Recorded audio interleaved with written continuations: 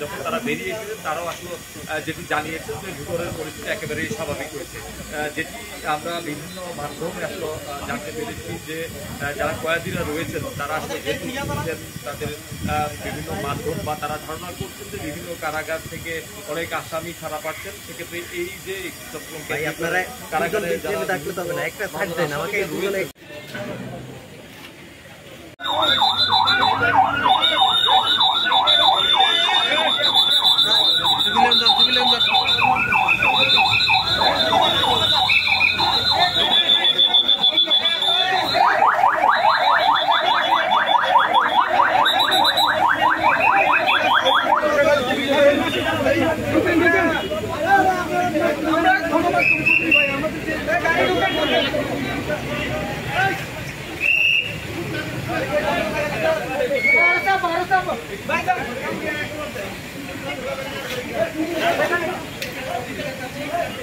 আপনারা সামনে থেকে যান।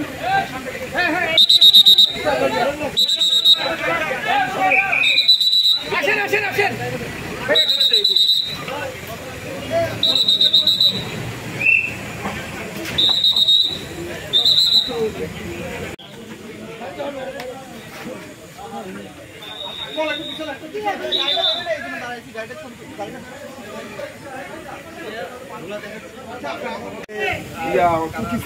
তাদেরকে আমরা সেলে আটকে রাখছি, তারা কোন রকম ভাবে বেরোতে পারে নাই। হ্যাঁ, এখন সবাইকে নিয়ে সমস্যা নেই।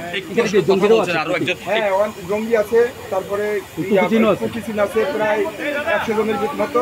হ্যাঁ, সবাই নিরাপদে আছে, কোনো সমস্যা নেই। বড় বড় বিভিন্ন মামলার আসামি তো এখানে আছে, বিভিন্ন আসামের মামলার মধ্যে মৃত্যুদণ্ডই আছে প্রায় 100-এর মতো, 100-এর বেশি। তারা এই সুযোগে কুকিচিন আছে 100-150, মহিলা সহ 150।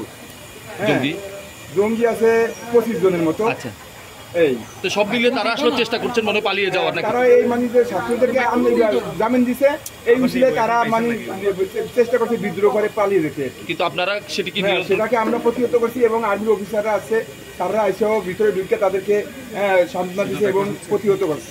ঠিক আছে, এখন কি অবস্থা? এখন শান্ত আছে, এখন সবাই লকআপে আছে, কোনো সমস্যা নাই। হ্যাঁ, ভিতরে যদি দু একটা আহত হয়েও থাকে সেটা আমাদের এখন সবাই চেষ্টা করতেছে মানে দেখার জন্য। আচ্ছা, শুনছিলাম যে